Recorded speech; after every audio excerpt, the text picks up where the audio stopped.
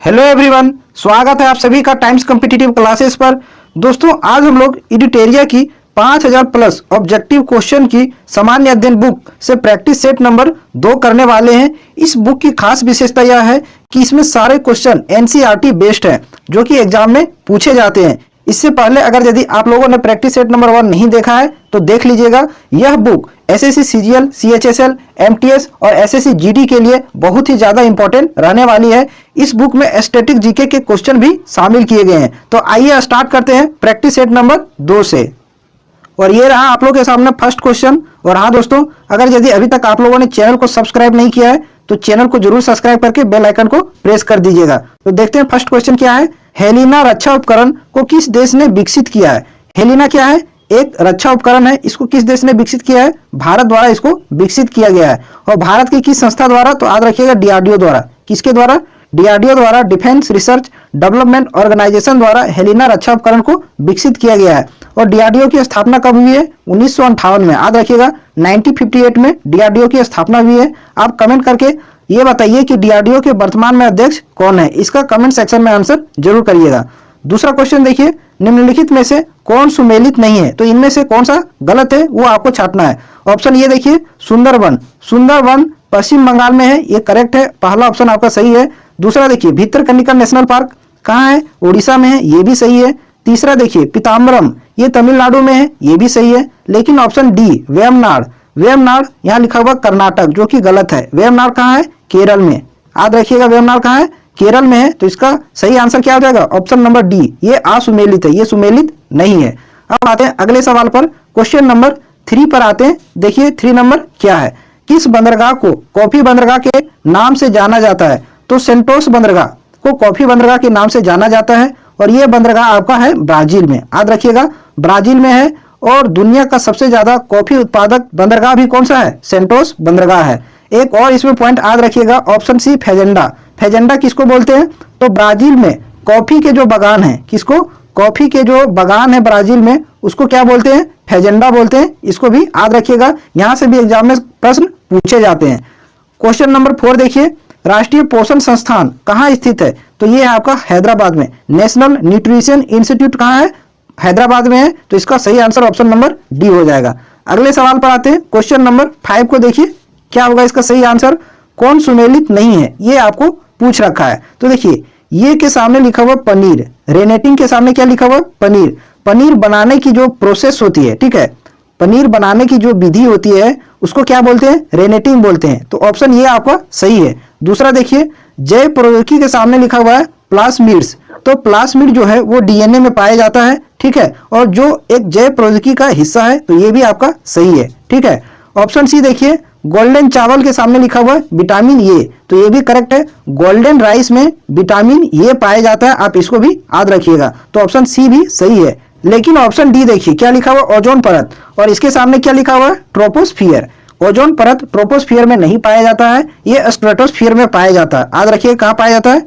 Stratosphere में पाया जाता है। तो इसको भी याद रखिएगा, ठीक है, समताप मंडल जिसको बोलते हैं। तो इसका सही आंसर क्या हो जाएगा? ऑप्शन नंबर डी इसका करेक्ट आंसर हो जाएगा, ये सुमेलित नहीं है। अब आते हैं अगले सवाल पर, क्वेश्चन नंबर 6 पर। दोस्तों, अगर वीडियो अच्छा लग रहा हो तो वीडियो को जरूर शेयर कीजिएगा, और चैनल पर नए हैं तो चैनल को जरूर सब्सक्राइब कीजिएगा। देखिए, उष्णकटिबंधीय सदाबहार वन भारत के किन क्षेत्रों में पाए जाते हैं? तो ये उष्णकटिबंधीय सदाबहार वन है, ये भारत के अंडमान निकोबार द्वीप समूह में और भारत के उत्तर पूर्वी क्षेत्र की पहाड़ियों में पाए जाते हैं। तो ऑप्शन 2 और ऑप्शन 4 इसका सही आंसर होगा, जो ऑप्शन नंबर सी में दे रखा है। तो ध्यान में रखिएगा, उष्णकटिबंधीय सदाबहार वन भारत के किन हिस्सों में पाया जाता है? अंडमान और निकोबार द्वीप समूह में और भारत के उत्तर पूर्वी क्षेत्र की पहाड़ियों में। तो ये क्वेश्चन इंपॉर्टेंट है, याद रखिएगा अच्छे से।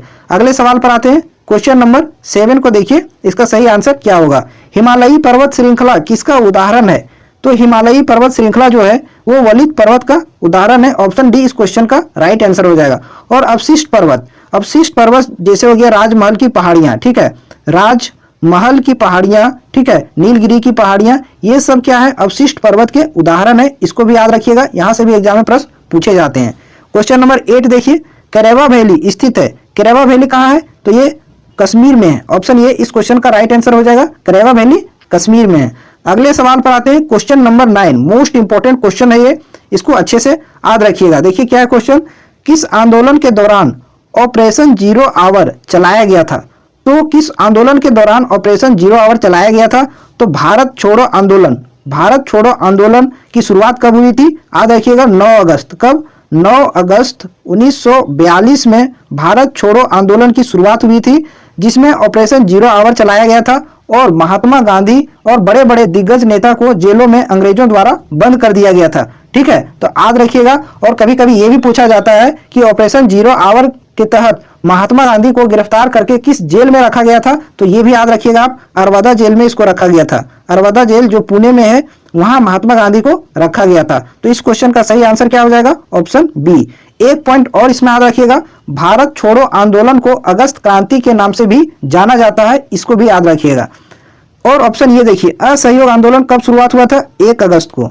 असहयोग आंदोलन 1 अगस्त 1920 को, इसको भी याद रखिएगा, एग्जाम में प्रश्न पूछा जाता है। असहयोग आंदोलन 1 अगस्त 1920 को शुरुआत हुआ था और यह आंदोलन कब समाप्त हो गया था?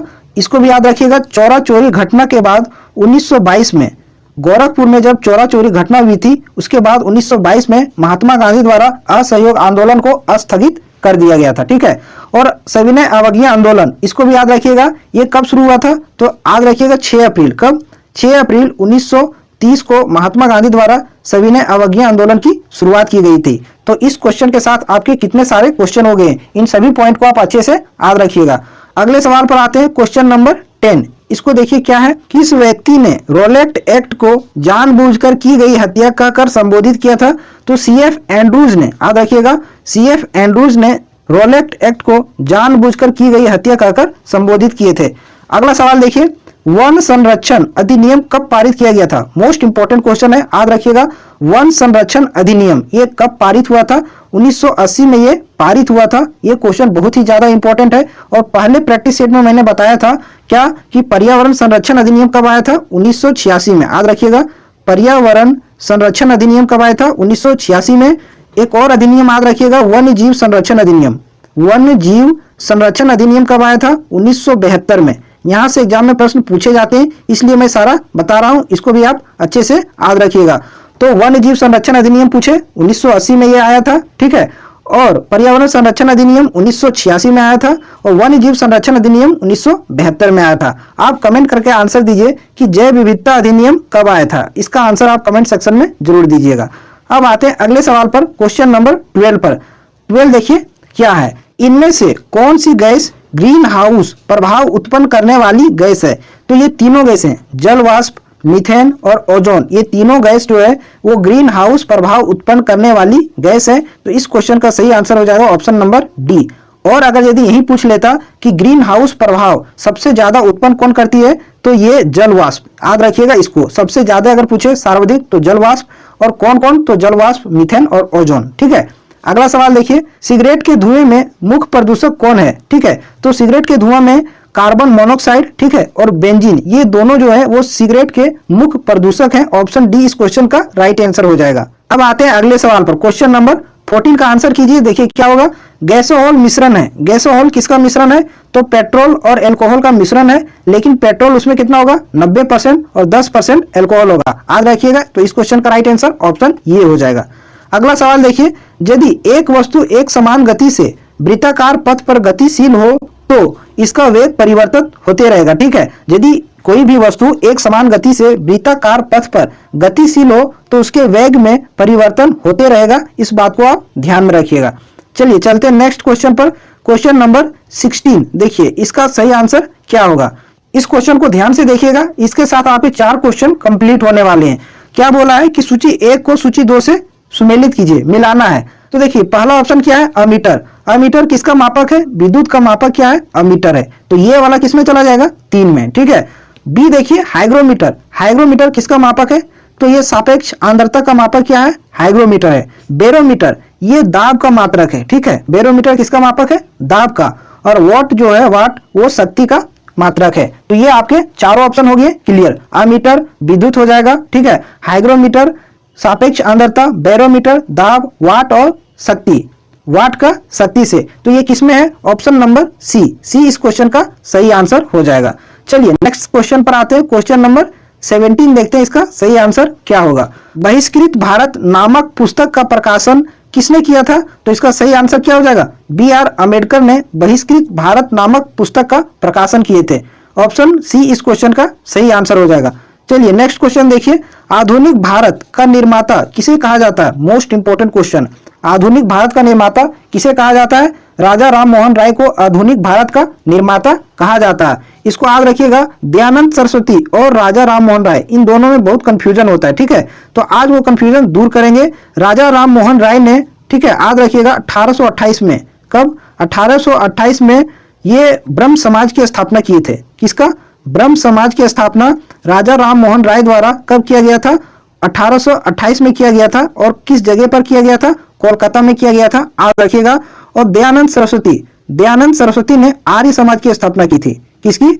आर्य समाज की स्थापना किसके द्वारा किया गया था?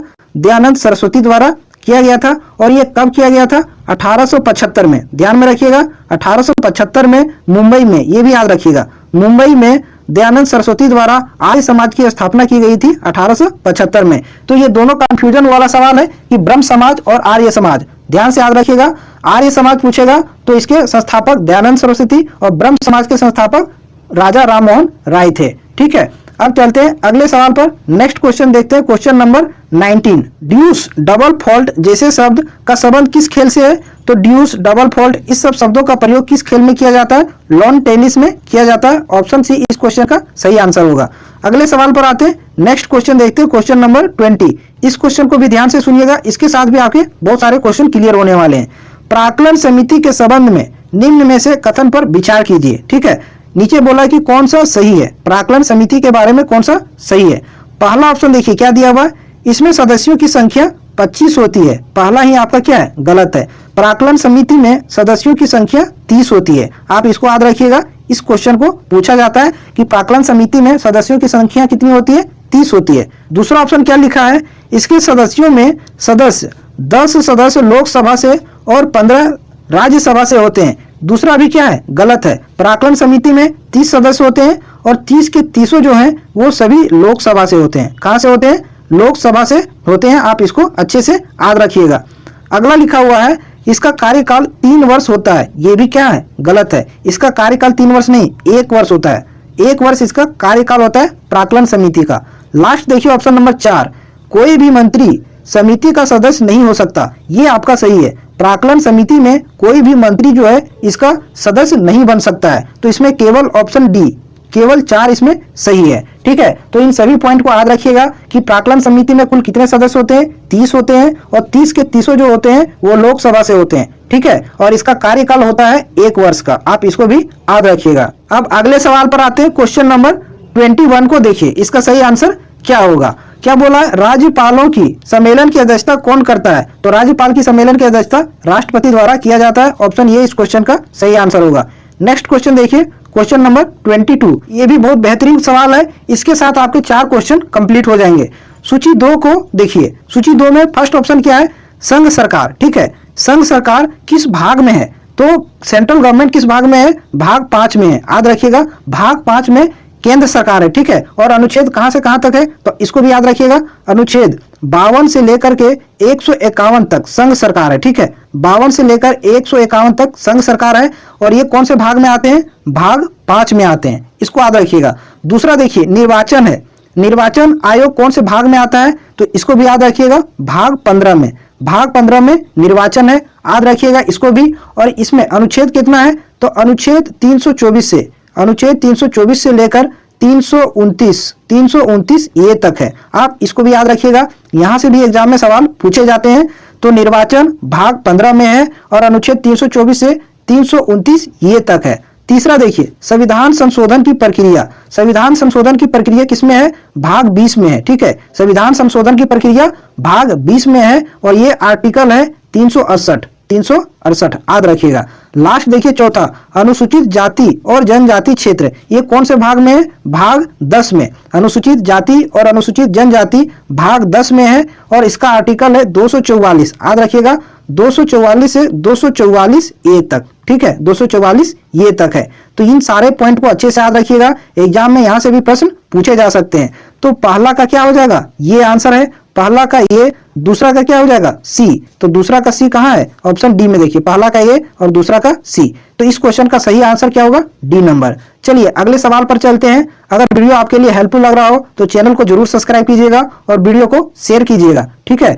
इसको देखिए, आयरलैंड के संविधान से भारतीय संविधान में लिया गया है। तो इसमें पूछा है कि आयरलैंड के संविधान से भारतीय संविधान में क्या क्या लिया गया है। तो पहला देखिए लिखा हुआ है राज्य के नीति निर्देशक तत्व, तो ये लिया गया है आयरलैंड से। दूसरा लिखा हुआ है राष्ट्रपति की निर्वाचन पद्धति, ये भी लिया गया है। तीसरा ऑप्शन है राज्यसभा के लिए सदस्यों का नामांकन, तो ये तीनों लिया गया है, ठीक है। तो ऑप्शन डी इसका सही आंसर हो जाएगा। उपर्युक्त में से सभी आयरलैंड से भारतीय संविधान में शामिल किया गया है, ठीक है। चलिए अगले सवाल पर आते हैं। क्वेश्चन नंबर 24, निम्नलिखित में से कौन सा अनुच्छेद उच्च न्यायालय को अभिलेखीय न्यायालय का दर्जा देता है, ठीक है। तो कौन सा आर्टिकल में यह कहा गया है कि उच्च न्यायालय हाई कोर्ट जो है वो एक अभिलेखीय न्यायालय है, ठीक है। तो ये अनुच्छेद 215 में लिखा हुआ है, ठीक है। आर्टिकल 214 की बात करें इसकी, तो इसमें क्या लिखा हुआ है, इसमें लिखा हुआ है कि प्रत्येक राज्य के लिए, ठीक है, प्रत्येक राज्य के लिए एक हाई कोर्ट होगा, ठीक है। प्रत्येक राज्य के लिए एक उच्च न्यायालय होगा, ये आर्टिकल 214 में लिखा हुआ है। और आर्टिकल 216 में क्या लिखा हुआ है, इसमें लिखा हुआ है हाई कोर्ट का गठन, ठीक है। उच्च न्यायालय का गठन अनुच्छेद 216 में लिखा हुआ है। चलिए अगला सवाल देखिए, क्वेश्चन नंबर 25, भारत का संविधान किस प्रकार का संविधान है। तो जो इंडियन कॉन्स्टिट्यूशन है वो किस प्रकार का है, तो ये एकात्मक और संघात्मक दोनों है, ठीक है। तो साधारणतः एकात्मक है और विशेष स्थिति में क्या है, संघात्मक है। ऑप्शन सी इस क्वेश्चन का सही आंसर हो जाएगा। अगले सवाल पर आते हैं। क्वेश्चन नंबर 26, इसको देखिए क्या लिखा है, भारत का संविधान कहता है कि अवशिष्ट अधिकार किसके पास रहेंगे। भारतीय संविधान में क्या कहता है कि अवशिष्ट अधिकार किसके पास रहेंगे, तो ये संघ के संसद के पास अवशिष्ट अधिकार रहेंगे, ठीक है। ऑप्शन सी सही आंसर हो जाएगा। अगले सवाल पर आते हैं। क्वेश्चन नंबर 27, ठीक है, इसको करिए क्या लिखा हुआ है, किस प्रस्ताव को पारित किए जाने पर मंत्रिपरिषद को इस्तीफा देना पड़ता है, ठीक है। तो अविश्वास प्रस्ताव पारित हो जाने पर मंत्रिपरिषद को इस्तीफा देना पड़ता है, ठीक है। आप पूरा बहुमत अगर नहीं साबित कर पाएंगे तो आपको मंत्रिपरिषद से इस्तीफा देना पड़ेगा, ठीक है। और अविश्वास प्रस्ताव को इंग्लिश में क्या बोलते हैं, नो कॉन्फिडेंस मोशन, ठीक है, नो कॉन्फिडेंस मोशन। अगले सवाल पर आते हैं। क्वेश्चन नंबर 28, इसको देखिए, इस क्वेश्चन के साथ आपके 3 क्वेश्चन पूरे हो जाएंगे। देखिए क्या लिखा हुआ है, लोक लेखा समिति से संबंधित तथ्यों में कौन सही है। तो पब्लिक अकाउंट कमेटी, जिसको लोक लेखा समिति बोलते हैं, उससे संबंधित कौन सा कथन इनमें से सही है, ये आपसे पूछा है। तो पहले क्या लिखा हुआ है, इसमें कुल 22 सदस्य होते हैं, बिल्कुल सही है। लोक लेखा समिति में कितने सदस्य होते हैं, कुल 22 सदस्य होते हैं। दूसरा देखिए क्या लिखा है, इसमें राज्यसभा के 15 सदस्य होते हैं, ये बिल्कुल गलत है, ठीक है। लोक लेखा समिति में कुल 22 सदस्य होते हैं, ये आप सभी कोई जानते हैं, लेकिन इसमें लोकसभा के 15 सदस्य होते हैं, ठीक है, राज्यसभा के नहीं। लोकसभा के कितने सदस्य होते हैं, इसमें 15 सदस्य होते हैं, और राज्यसभा से 7 होते हैं। राज्यसभा से इसमें 7 सदस्य होते हैं और कुल मिलाकर कितना होता है, 22 होता है। तो ये आपका दूसरा ऑप्शन क्या है, गलत है। तीसरा देखिए क्या लिखा हुआ है, इस समिति के सदस्यों को प्रतिवर्ष अनुपातिक प्रतिनिधि के आधार पर चयन किया जाता है। तो बिल्कुल सही है, इस समिति के सदस्यों को प्रतिवर्ष एक अनुपातिक प्रतिनिधि के रूप में चयन किया जाता है। तो ऑप्शन 1 और ऑप्शन 3 सही है, ठीक है, जो कि ए में दे रखा है। ए में 1 और 3 दोनों सही है। अब आते हैं अगले सवाल पर। क्वेश्चन नंबर 29 देखिए क्या लिखा हुआ है, गिल्ड एंड मार्केट निम्न में से किससे संबंधित है। तो ये जो वर्ड है गिल्ड एंड मार्केट, ये सरकारी प्रतिभूतियों के व्यापार से संबंधित है, ठीक है। गवर्नमेंट सिक्योरिटी के ट्रांजैक्शन यानी बिजनेस से संबंधित है ये गिल्ड एंड मार्केट। अगले सवाल पर आते हैं। 30 नंबर देखिए, चालू खाते के संदर्भ में किस वर्ष रुपयों को पूर्ण रूप से परिवर्तनीय घोषित कर दिया गया था। तो 1994 को, याद रखिएगा 19 अगस्त, कब 19 अगस्त 1994 को 1994 को चालू खाते के संदर्भ में रुपये को पूर्ण रूप से परिवर्तनीय घोषित किया गया था, ठीक है। अब आते हैं अगले सवाल पर, नेक्स्ट क्वेश्चन पर आते हैं। 31 नंबर मोस्ट इंपोर्टेंट क्वेश्चन है, एग्जाम में पूछने लायक सवाल है। देखिए क्या पूछा है, डायामेंटिना गर्त, ठीक है, डायामेंटिना गर्त या खाई किस महासागर में स्थित है। इसको आप VVI मानिए, ठीक है, ये सवाल बहुत ही इंपॉर्टेंट है। डायामेंटिना गर्त किस महासागर में स्थित है, तो ये हिंद महासागर में है, ठीक है। याद रखिएगा ऑप्शन बी इसका सही आंसर हो जाएगा, हिंद महासागर में है, ठीक है।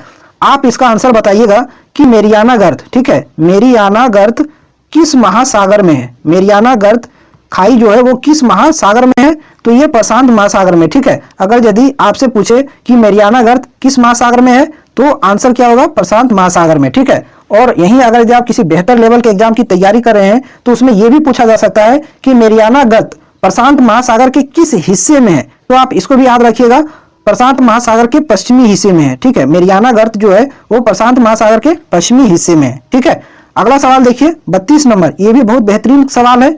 बरमुडा त्रिभुज का त्रिकोण किस महासागर में स्थित है? तो बरमुडा ट्राइंगल के बारे में आप सभी कोई जानते होंगे, तो ये किस महासागर में है? ये अटलांटिक महासागर में है। ठीक है, और यही अटलांटिक महासागर के किस हिस्से में है? तो अटलांटिक महासागर के उत्तर पश्चिमी हिस्से में बरमुडा ट्राइंगल है। ठीक है, इसको याद रखिएगा, बहुत ही इंपॉर्टेंट सवाल है ये। ठीक है, चलिए अगले सवाल पर आते हैं। 33 नंबर देखिए, क्वेश्चन नंबर 33, इसका आंसर करिए। अग्नेय चट्टान ग्रेनाइट का रूपांतरित रूप है। तो ग्रेनाइट क्या है? एक अग्नेय चट्टान है। ठीक है, और ग्रेनाइट का रूपांतरित रूप क्या है? तो नीस है। ऑप्शन 20 का सही आंसर हो जाएगा। ठीक है, इसको अच्छे से याद रखिएगा। और ये संगमरमर जो है वो अवसादी चट्टानों का रूपांतरित रूप है। ठीक है, अवसादी चट्टानों का रूपांतरित रूप क्या है? संगमरमर है। आप इसको भी थोड़ा याद रखिएगा, अच्छा सवाल है ये। और सिस्ट जो है ये बेसाल्ट चट्टानों का रूपांतरित रूप है। बेसाल्ट चट्टानों का रूपांतरित रूप क्या है? सिस्ट है। इसको भी याद रखिएगा।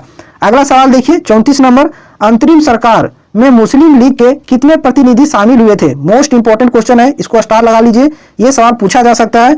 तो सबसे पहले आप जानिए कि अंतरिम सरकार, ठीक है, अंतरिम सरकार का गठन कब हुआ था? अंतरिम सरकार का गठन हुआ था आपका 2 सितंबर। कब? 2 सितंबर 1946, 1946 में अंतरिम सरकार का गठन हुआ था और पंडित जवाहरलाल नेहरू की नेतृत्व में हुआ था। ठीक है, पंडित जवाहरलाल नेहरू के नेतृत्व में हुआ था और इसमें कुल 11 सदस्य थे। कितना? 11 सदस्य थे इसमें अंतरिम सरकार में, तो इसको भी याद रखिएगा। तो इसमें पूछा क्या है कि मुस्लिम लीग के इसमें कितने सदस्य थे? तो मुस्लिम लीग के इसमें 5 सदस्य थे। ठीक है, मुस्लिम लीग के 5 सदस्य थे, कुल 11, जिसमें से 5 मुस्लिम लीग के थे। तो इसका बी आंसर सही हो जाएगा। ठीक है, आपको यह सवाल अच्छे से याद रखना है कि अंतरिम सरकार का गठन कब हुआ था? 2 सितंबर 1946 को हुआ था, पंडित जवाहरलाल नेहरू की अध्यक्षता में हुआ था। ठीक है, और उसमें कुल 11 सदस्य थे, जिसमें 5 जो है वो मुस्लिम लीग के सदस्य थे।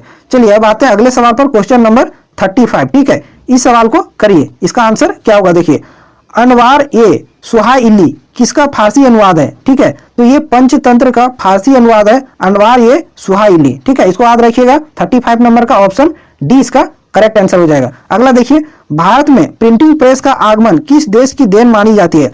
भारत में जो प्रिंटिंग प्रेस आया है वो किस देश की देन मानी जाती है? तो पुर्तगालियों की। ठीक है, पुर्तगाल देश की देन मानी जाती है भारत में प्रिंटिंग प्रेस को। ठीक है, इसको याद रखिएगा, ये काफी रिपीटेड सवाल है। चलिए अगले सवाल पर आते हैं, question number 37, most important question, और ये क्वेश्चन कितना बार पूछा जा चुका है। देखिए क्या है, राजा राम मोहन राय की मृत्यु के पश्चात ब्रह्म समाज का नेतृत्व किसने किया था? तो जब राजा राम मोहन राय की मृत्यु हो गई तो ब्रह्म समाज का नेतृत्व किसने किया था? तो सबसे पहले जानिए कि ब्रह्म समाज की स्थापना कब हुई थी? 1828 में। 1828 में ब्रह्म समाज की स्थापना राजा राम मोहन राय ने किया था और इसकी मृत्यु के बाद इस समाज का नेतृत्व देवेंद्रनाथ टैगोर ने किया था। आप याद रखिएगा, यह सवाल एग्जाम में बहुत बार पूछा जा चुका है और आने वाले एग्जाम में भी पूछा जा सकता है, इसलिए आप इसको अच्छे से याद रखिएगा। चलिए अब आते हैं अगले सवाल पर, क्वेश्चन नंबर देखते हैं 38। ठीक है, इसका सही आंसर क्या होगा बताइए? निम्नलिखित में से किन व्यक्तियों ने द्वितीय गोलमेज सम्मेलन में भाग लिया? तो द्वितीय गोलमेज सम्मेलन, सेकेंड गोलमेज सम्मेलन कब हुआ था? सबसे पहले आप जानिए कि पहला गोलमेज सम्मेलन कब हुआ था? फर्स्ट, ये हुआ था 1930 में। ठीक है, पहला, और दूसरा हुआ था 1931 में। 3 गोलमेज सम्मेलन हुआ था। ठीक है, तो इन तीनों को याद रखिएगा। दूसरा कब हुआ था? 1931 में, और तीसरा आपका हुआ था 1932 में, लगातार हुआ था। ठीक है, तो इसमें पूछा है कि द्वितीय गोलमेज सम्मेलन में कौन भाग लिए थे? सेकेंड वाला जो 1931 में हुआ था, तो उसमें महात्मा गांधी भाग लिए थे और सरोजिनी नायडू भी भाग ली थी और मदन मोहन मालवीय, इन तीनों व्यक्तियों ने द्वितीय गोलमेज सम्मेलन में भाग लिया था। तो ऑप्शन 1, 2 और 3 ये सही है। तो ये किसमें है? डी नंबर में। ठीक है, 1, 2 और 3 सही है। अब चलिए अगले सवाल पर आते हैं, क्वेश्चन नंबर 39। इस क्वेश्चन का सही आंसर क्या होगा? देखिए, भक्ति आंदोलन को दक्षिण से उत्तर भारत लाने का श्रेय किसे दिया गया है? तो भक्ति आंदोलन दक्षिण से उत्तर भारत किसने लाया था? तो रामानंद ने। ध्यान में रखिएगा, ऑप्शन ये इसका सही आंसर हो जाएगा। चलिए अगले सवाल पर आते हैं, question number 40, most important question, इसको याद रखिएगा। इसके साथ आपके कई सवाल कंप्लीट होने वाले हैं, ध्यान से सुनिएगा। देखिए, इसमें सूची 1 को सूची 2 से मिलाना है। ठीक है, तो ऑप्शन ये देखिए, लिखा हुआ प्रथम बौद्ध संगति। तो प्रथम बौद्ध संगति किसके समय हुआ था? तो ये अजात शत्रु के समय हुआ था। याद रखिएगा, प्रथम बौद्ध संगति अजात शत्रु के समय, और द्वितीय बौद्ध संगति दूसरा जो हुआ था वो काला शोक के समय हुआ था। याद रखिएगा, एग्जाम में यहाँ से प्रश्न बार बार पूछे जाते हैं। ठीक है, तृतीय बौद्ध संगति जो है वो अशोक के समय हुआ था, और चौथा जो बौद्ध संगति हुआ था वो हुआ था कनिष्क के समय। ठीक है, ये चारों क्वेश्चन को आप अच्छे से याद रखिएगा। और मैं 4 और पॉइंट बताने वाला हूं आपको, ठीक है, कि प्रथम बौद्ध संगति, ठीक है, कहाँ हुई थी। तो याद रखिएगा, प्रथम जो बौद्ध संगति हुआ था वो राजगिरा में। कहाँ हुआ था? राजगिरा में प्रथम बौद्ध संगति हुआ था। एग्जाम में प्रश्न पूछा जाता है, ठीक है। और दूसरी बौद्ध संगति कहाँ हुई थी, ये भी पूछा जाता है, वैशाली में। याद रखिएगा, दूसरी बौद्ध संगति कहाँ हुई थी? वैशाली में हुई थी। और तीसरी बौद्ध संगति कहाँ हुई थी? पाटलिपुत्र में। कहाँ? पाटलिपुत्र में तीसरी बौद्ध संगति हुई थी। एंड द लास्ट, चौथी बौद्ध संगति जिसके बारे में बार बार पूछा जाता है, ये आपका हुआ था कुंडल वन में। ठीक है, कहाँ हुआ था? कुंडल वन में, जो कि जम्मू कश्मीर में है। यहाँ चौथी बौद्ध संगति हुई थी। और इससे संबंधित एक और सवाल पूछा जाता है कि चौथी बौद्ध संगति के अध्यक्ष कौन थे, ये पूछा जाता है। तो याद रखिएगा, वसुमित्र। ठीक है, कौन थे? वसुमित्र थे चौथी बौद्ध संगति के अध्यक्ष। तो इसके साथ आपके कितने सारे सवाल कंप्लीट हो गए। इन सभी पॉइंट को आप अच्छे से याद रखिएगा, एग्जाम में कहीं ना कहीं जरूर क्वेश्चन फंसेगा। ठीक है, चलिए अगले सवाल पर आते हैं। क्वेश्चन नंबर 41, इसको देखिए, इसका सही आंसर क्या होगा? गांधी जी के निम्नलिखित आंदोलन को काल कर्मानुसार व्यवस्थित करें। ठीक है, तो गांधी जी का जो आंदोलन था उसको अरेंज करना है, जो आपको नीचे दे रखा है। पहला है असहयोग आंदोलन, ये हुआ था आपका 1 अगस्त को। कब हुआ था?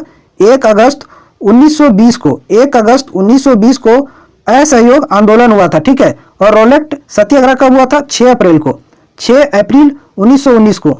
6 अप्रैल 1919 को रोलेट सत्याग्रह हुआ था। और खेड़ा आंदोलन, मोस्ट इंपॉर्टेंट क्वेश्चन है ये, खेड़ा आंदोलन कब हुआ था? 22 मार्च को। 22 मार्च, ठीक है, 1918 को। 1918 को खेड़ा आंदोलन हुआ था 22 मार्च को। अगला है आपका अहमदाबाद मिल हड़ताल, ये कब हुआ था? तो ये हुआ था आपका 15 मार्च को। ठीक है, 15 मार्च 1918 को।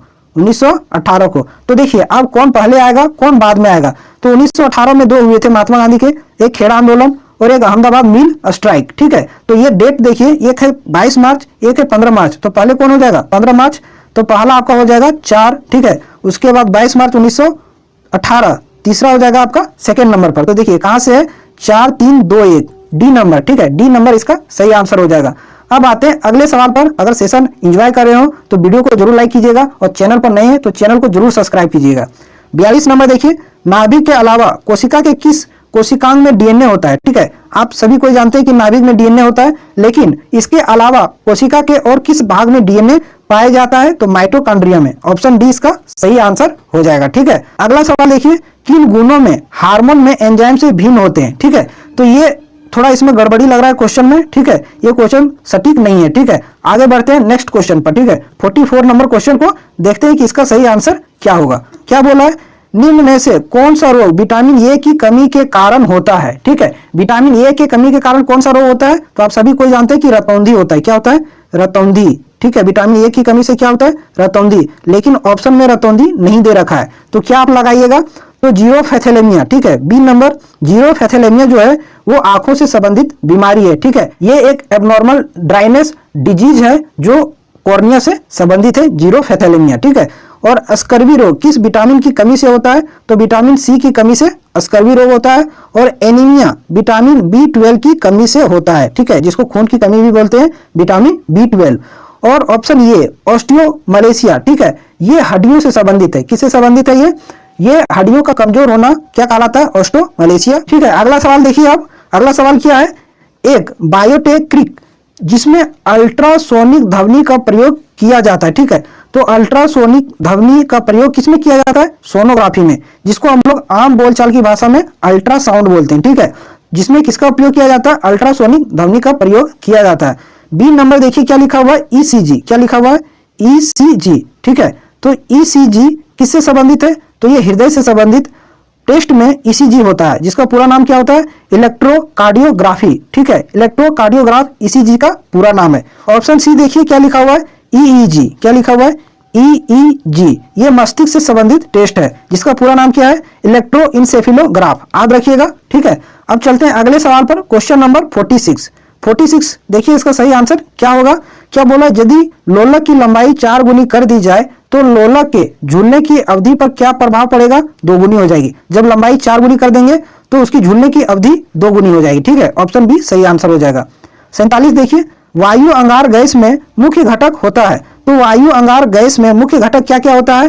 तो इसमें होता है कार्बन मोनोऑक्साइड, नाइट्रोजन और कार्बन डाइऑक्साइड, जो कि ऑप्शन ए में दे रखा है, कार्बन मोनोऑक्साइड, नाइट्रोजन और कार्बन डाइऑक्साइड। ठीक है, अगले सवाल पर आते हैं, क्वेश्चन नंबर 48 को देखिए, इसका सही आंसर क्या होगा? क्या लिखा है? इनमें से कौन सा हार्मोन पीयूष ग्रंथि से स्रावित नहीं होता है? पीयूष ग्रंथि से स्रावित नहीं होने वाला हार्मोन कौन सा है, ये आपसे पूछा है। तो ऑप्शन ये देखिए क्या है? थायराइड स्टिमुलेटिंग हार्मोन, तो ये पीयूष ग्रंथि से स्रावित होता है। ठीक है, दूसरा है मानव वृद्धि हार्मोन, तो ये भी पीयूष ग्रंथि से स्रावित होता है। तीसरा है प्रोलैक्टिन हार्मोन, ये भी पीयूष ग्रंथि से स्रावित होता है। लेकिन ऑप्शन 4 ये क्या है? कैल्सिटोनिन, ये आपका पीयूष ग्रंथि से स्रावित नहीं होता है, ये थायराइड ग्रंथि से स्रावित होता है। याद रखिएगा, ये किसे स्रावित होता है? थायराइड ग्रंथि से ये स्रावित होता है। तो इसका सही आंसर क्या हो जाएगा? ऑप्शन डी इसका करेक्ट आंसर हो जाएगा। 49 नंबर देखिए, मादा जनन तंत्र में किसको मुख्य जनन अंग कहा जाता है? मादा जनन अंग में मुख्य जनन अंग कौन सा है? तो याद रखिएगा, डिंबवाहिनी नलिका जो है ये मादा जनन के मुख्य जनन अंग माना जाता है। ठीक है, और आज की सेशन का लास्ट सवाल, निम्नलिखित में से कौन सा कार्बोहाइड्रेट पाचन का अंतिम उत्पाद है? ठीक है, कौन सा इसमें जो है वो कार्बोहाइड्रेट का पाचन की अंतिम उत्पाद है? ग्लूकोज। ऑप्शन सी इसका सही आंसर हो जाएगा। तो ये थे आज के सेशन के पूरे 50 क्वेश्चन, जो सारे एकदम अच्छे तरीके से मैंने आपको एक्सप्लेन करके बताया है। अगर वीडियो अच्छा लगा हो तो चैनल को जरूर सब्सक्राइब कीजिएगा और वीडियो को लाइक एंड शेयर जरूर कीजिएगा। ठीक है, ये सेशन आपके एग्जाम के लिए बहुत ही बेहतर है। आप किसी भी एग्जाम की तैयारी कर रहे हैं, उन सभी एग्जाम में ये फायदा करेगा। ठीक है, इसलिए आप इस सेशन को रेगुलर अटेंड कीजिए, आपको डेफिनेटली फायदा होगा। चलिए मिलते हैं नेक्स्ट वीडियो में।